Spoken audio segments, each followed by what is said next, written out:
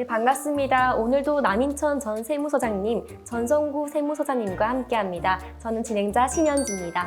반갑습니다. 네, 안녕하세요.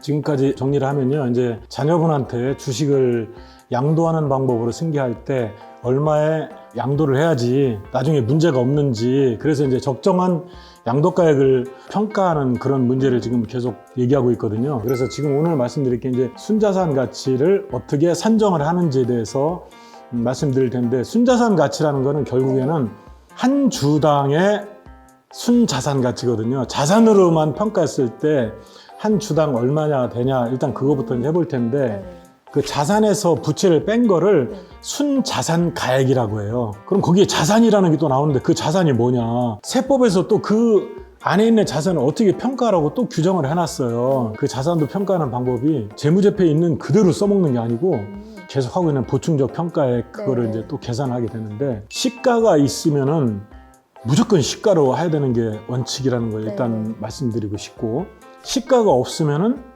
장부가액 아니면 보충적 평가액 둘 중에 비교해서 큰 걸로 하도록 돼 있어요. 근데 하나의 문제는 뭐냐면은 담보하는 채권액이라는 또 개념이 나오거든요. 담보하는 채권액은 뭐냐면은 토지를 담보로 해서 누가 대출을 받았어요. 대출받은 금액은 최소한 그 토지의 가치가 그 정도 되니까 이제 대출을 해줬을 거잖아요. 그러니까 그것도 이제 시가하고 비교를 이제 하도록 돼 있거든요. 그래서 시가나 보충적 평가액이나 장부가액보다 크면은 무조건 그거는 시가보다 훨씬 더 우선해가지고 담보하는 채권액으로 평가하도록 이렇게 돼 있습니다. 회사 건물이 있다고 치는데 거기에 매매 사례가액이 110 이라고 치고, 일단 매매 사례가액이 뭐냐면은 내가 최근에 샀다고 생각해요. 그러면 매매 사례가액이 되는 거거든요. 그 다음에 재무제표상에 이제 장부가액이 100으로 돼 있어요. 보충적 평가 그게 120이라고 쳤는데, 회사에서 이 회사 건물을 담보로 해서 대출을 받았는데 그 150을 대출을 받았어요. 대출을 150까지 받았다는 거는 회사의 가치가 그 정도는 된다는 거거든요. 그러니까 시가가 설령 있다 하더라도 150이 더 크면은 그 금액으로 평가를 하도록 돼 있다, 그런 개념입니다.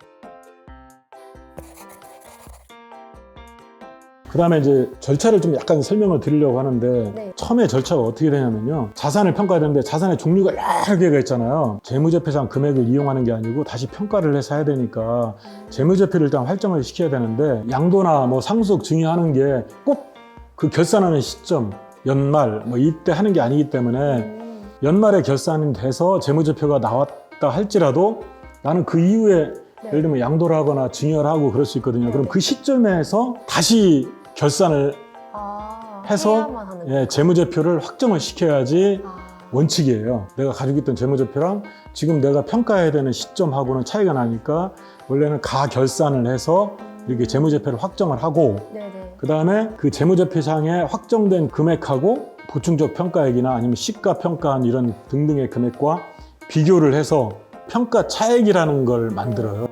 평가 차액이라는 개념이 별건 아니고, 장부상에는 회사 건물이 100으로 돼 있는데 실제 세법에 따라 계산을 해보니까 150이더라. 그럼 150하고 100 차이가 이제 평가 차익이 되는 거거든요. 그래서 그게 산정이 돼야지 세법에서 요구하는 자산가액이 확정이 되거든요. 그 다음에 여기 표를 보시면은 자산에 가산할 금액이라고 이제 해놨는데, 그 자산에 가산할 금액 중에 하나가 이제 평가차익이 들어가는 것이고, 그 중에 제일 중요한 게 이제 토지하고 건물 같은 부동산. 장부상은 옛날에 이렇게 살 때 가액이 적혀 있기 때문에 지금 가액하고 보면은 이 차이가 엄청 많이 날 수가 있거든요. 그래서 항상 주식을 평가할 때는 부동산만 제대로 평가가 되면은 거의 이렇게 아주 큰 에러는 없어요. 회사에서는 장부상에 자산으로 해놨는데 자산이 아닌 게 있어요. 그 좀 특수한 경우인데, 그 자산으로 계산된 부분은 빼주고, 빼주고 자산에 또 포함시킬 금액도 또 이제 있거든요. 예를 들면 재무제표상에는 없었는데 그 사이에 무슨 손해배상 청구를 해서 받을 채권이 생겼어요. 내가 받을 채권이기 때문에 자산에 또 포함시켜야 되는 부분이 있고, 부채도 마찬가지예요. 부채도 이제 빼야 될 게 있고 추가를 해야 될 게 있고, 그런 것들을 감안해서 세법상 요구하는 자산하고 부채가 확정이 되잖아요. 그럼 아까 말씀드렸다시피 자산에서 부채를 빼면은 그게 순자산 가액이 나오고, 그거를 총 주식수로 나누면은 일주당 순자산 가치가 나오게 되는 그런 어려운 과정을 거치게 일단 됩니다. 근데 제가 궁금한 게 있는데 네. 아까 가결산을 한다고 말씀하셨잖아요. 네. 그런데 그게 뭐 앞전에 했던 그 결산 내용이랑 후에 했던 결산 내용 중에 앞전에 했던 게 조금 더 우리한테 유리해요. 그러면 그걸 사용해서는 절대 안 되는 것인지. 아니다라고 단정적으로 얘기하는 좀 그런데 네. 그렇게 해야 되는 게 사실은 원칙이고 그렇긴 한데 실무상으로는 처음에 결산한 거랑 지금 시점 차이가 얼마 나지 않는다거나 뭐 자산에 큰 변동이 없다거나 그러면은 그냥 그 직전 결산한 그걸로 해서 사용을 하는 경우도 왕왕 있습니다. 그게 꼭 뭐 잘못됐다 그렇게는 볼 수는 없어요. 네. 그런데 그 가결산하는 거랑 직전연도 말 기준으로 해서 결산하는 거랑 해서 하는 것이 어떤 것을 선택해야 하는 것이 유리하다 이런 어떤 선택의 문제라고는 딱히 말씀드릴 수는 없습니다. 지난번에 어떤 분이 오셔가지고 이제 주식을 증여할 때 그냥 결산을 할 거냐 아니면 그냥 편하게 직전연도 말로 하면 되지 않냐 이런 식으로 해서 상담을 오신 사례가 있었는데 그 회사의 재무제표랑 직전연도 말 이후부터 증여 시점까지의 그 회사의 재무 흐름 같은 거를 보니까 그 사이에 매출액이 많이 늘어가지고 현금성 자산이 많이 늘었더라고요. 만약 그대로 그냥 직전연도 말 기준으로 해서 주식을 평가에 신고를 하게 되면은 만약 세무조사가 나온다. 세무조사 나오는 사람들은 직전연도하고 또 평가하는 그 시점 사이에 어떤 재무 관계나 매출액이나 어떤 자산의 흐름 이런 거를 다시 한번 보기 때문에 잘못하면은 나중에 그 주식 가치가 크게 평가가 돼가지고 세금을 추가로 부과받을 수 있다 이렇게 상담을 드린 적이 있습니다.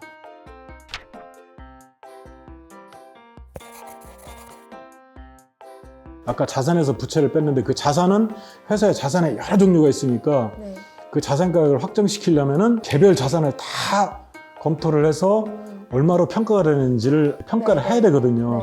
그래서 그 자산별로 어떻게 평가하는지에 대해서 지금부터 한번 말씀드려볼게요. 시가가 없다는 전제 하에서 말씀드리는 겁니다. 일단 토지 간단해요. 그냥 개별 공시지가 이제 공시된 게 있거든요.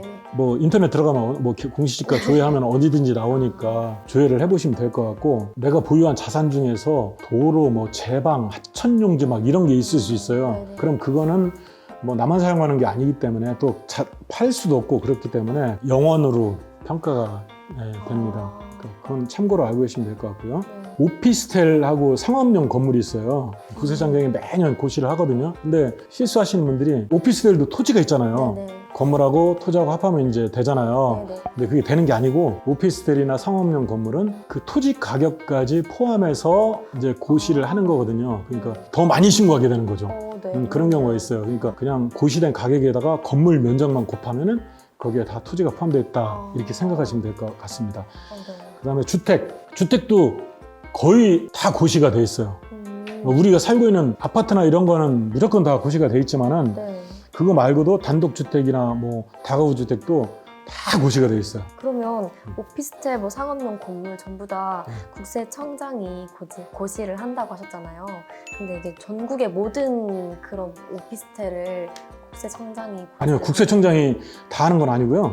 오피스텔하고 상업용 건물은 국세청장이 하고 단독 다가구는 지자체장이 하고 이렇게 좀씩 나눠져 있어요. 근데 서울, 경기, 인천 지역 오피스텔, 그다음에 광주광역시, 울산, 대광역시 뭐 이런 5개가 되는데 거기, 그다음에 세종 특별자치시 거기에 있는 오피스텔은 100% 다 고시를 하고 그다음에 오피스텔 말고 그냥 일반 상업용 건물은 그거는 이제 전국에 있는 걸 고시를 하는데 면적 기준하고 호수 기준이 있어요. 전체 연면적이 건물 연면적이 3,000평방미터, 호수가 100개 이상 되면은 이제 다 고시하는 걸로 돼 있죠. 면적이 뭐 3,000평방미터가 안 되고 뭐 100개가 안 되고 그런 것들 있잖아요. 그러니까 일반 건물들이에요. 예를 들면 우리가 있는 이런 건물들 그렇게 전체 가격을 고시하지 않고 이 건물이 언제 지어졌는지, 용도는 뭔지, 구조 뭐 이런 뭐 철근 콘크리트인지 뭐 이런 거 따져봐가지고 이것도 국세청장이 건물 가격만 고시를 해요.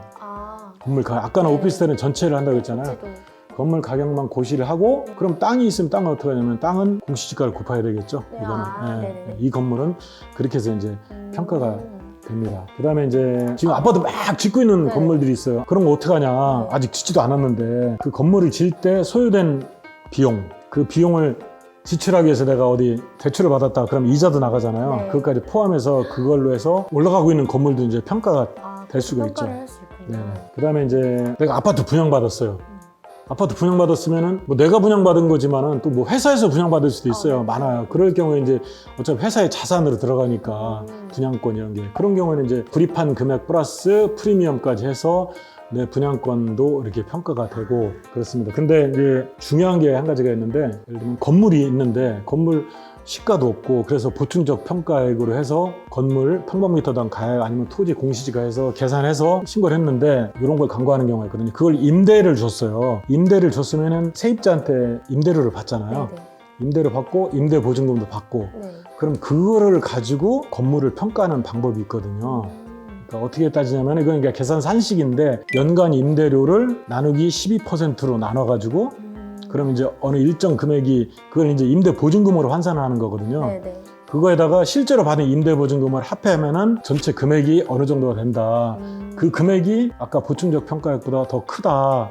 그러면 그 금액으로 평가해야 되는데 그거를 이제 적용을 안 하는 사례가 이제 가끔 있거든요. 그러니까 건물을 평가할 때, 토지를 평가할 때, 부동산을 평가할 때 항상 거기에 세를 주고 있는지 아닌지 그걸 반드시 해야지 그 임대료를 기준으로 해서 역산을 해서 건물 가치를 평가하는 방법이 있다. 그걸 빼먹으면 안 된다라는 거를 기억을 꼭 하셔야 될 것 같아요. 네, 이 많은 사례들을 다 기억할 수는 힘들 것 같아요. 제 생각에는. 그래서 제가 말씀드린 게 이거를 네. 건건이 다 자세히 아실 수는 없고요. 네, 그렇죠. 그런 게 있구나.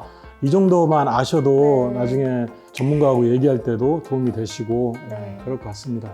네, 더 궁금하신 점 있으시면 저희 영상의 밑에 댓글이나 이메일 주소로 연락 주시면 서장님께서 더 자세하게 알려드리겠습니다. 감사합니다.